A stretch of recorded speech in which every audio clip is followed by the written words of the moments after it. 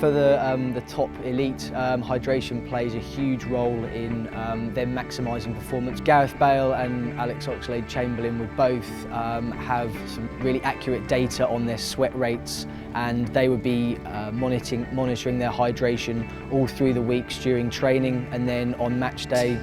So they have a really clear idea of how hydrated they are before performance. And the tests that we're going to be doing on the players today are very simple ways that not only the top flight but the teams that we're meeting today, they can use those and start implementing those in training and on match day as well.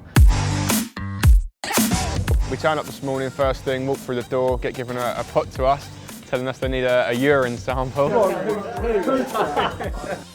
Hand that in and then that gets analysed, and then we're all waiting for our results at the end, which turned out okay for some, not so much for others. My results were quite bad. I was quite dehydrated, which shocked me, and gave me a wake-up call, to be honest. I thought that I drunk enough fluid to be hydrated, but obviously not, and the results were in black and white, so it gives me something to really think about moving forward. My result wasn't the greatest. It actually got picked out of one of two bad ones. The worst ones was me and Steve Grace, which I was actually very shocked by, to be honest. I didn't think I'd be the worst out of about 15, 16 people.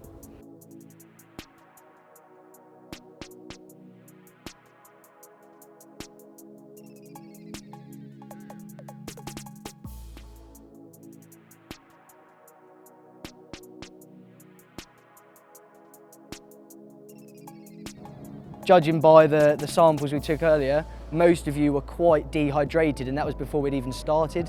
So that's going to have such a massive knock-on effect on performance. So you're kind of on the back foot before you've even stepped on the pitch. It's only a couple of percent loss in body weight that's going to start to have a really negative effect. It's not just performance. I talk a lot about mental aspects as well. So the physical side of it affects absolutely everything. So short, sharp sprinting, but also your overall endurance. Then looking at the mental side, focus and concentration, so that becomes really important when we're talking about some of the skilled stuff you did earlier. That stuff is going to be really affected as well.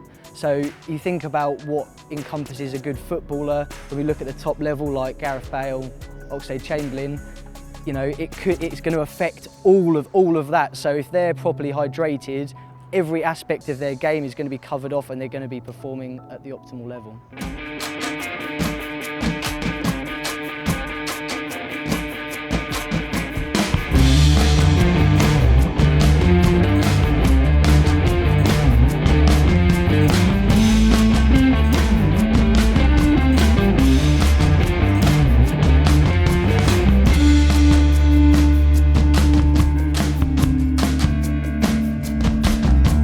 During training and matches, dehydration can have a really significant effect on performance, and we find that a lot of amateur players aren't actually drinking enough.